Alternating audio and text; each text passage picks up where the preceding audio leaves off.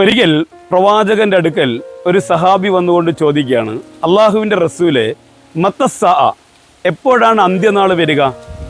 പ്രവാചകൻ സല്ലല്ലാഹു അലൈഹി വസല്ലം അദ്ദേഹത്തോട് ഒരല്പം ഉച്ചത്തിൽ ചോദിച്ചു, വൈലക് വമാ അഅദത്തലഹ, നീ അന്ത്യനാൾ എപ്പോഴാണ് എന്ന് ചോദിക്കുന്നു, പക്ഷേ നീ അതിനു വേണ്ടി എന്താണ് കരുതി വെച്ചിട്ടുള്ളത്?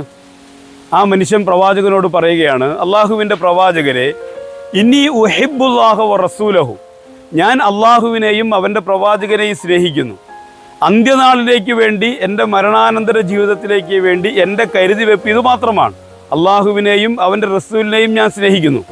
പ്രവാചകൻ സല്ലല്ലാഹു അലൈഹി വസല്ലം ആ സഹാബിയോട് പറയുകയാണ്, അൻത മൻ അഹ്ബബ്ത, നീ ആരെയാണോ സ്നേഹിക്കുന്നത് അവരുടെ കൂടെയാണ് നീ അള്ളാഹുവിനെയും അവൻ്റെ റസൂലിനെയും സ്നേഹിക്കുന്നുവെങ്കിൽ അത് തന്നെ നിനക്ക് മതിയായതാണ്. അള്ളാഹുവിനെയും അവൻ്റെ പ്രവാചകരെയും സ്നേഹിച്ച് നമ്മുടെ പ്രവർത്തനങ്ങളെ ചിട്ടപ്പെടുത്തുക എന്നതാണ് ഈ റമദാനിൽ നാം മുൻഗണന കൊടുക്കേണ്ടത്. അനസ് റളിയല്ലാഹു അൻഹു ഈ ഹദീസിനെ ഉദ്ധരിച്ചുകൊണ്ട് പറയുകയാണ്, മുസ്ലിങ്ങൾ ഏറ്റവും കൂടുതൽ സന്തോഷിച്ചതാണ് പ്രവാചകന്റെ ഈ വർത്തമാനം. മുസ്ലിങ്ങളെ ഏറ്റവും കൂടുതൽ അവരുടെ ഇസ്ലാമിലേക്ക് വന്നതിന് ശേഷം അവരേറ്റവും കൂടുതൽ സന്തോഷിപ്പിച്ച ഒരു വർത്തമാനമാണ് അൻത മൻ അഹ്ബബ്ത, നീ ആരെയാണോ സ്നേഹിക്കുന്നത് അവരുടെ കൂടെയാണ് എന്ന് പറയുന്ന പ്രവാചകന്റെ ഈ വർത്തമാനം. പ്രവാചകനെ സ്നേഹിക്കുകയും അങ്ങനെ സ്വർഗത്തിൽ പ്രവാചകനോടൊപ്പം ചേരുവാനും നമുക്ക് സാധിക്കട്ടെ. റബ്ബ് നമുക്ക് തൗഫീഖ് ചെയ്യട്ടെ.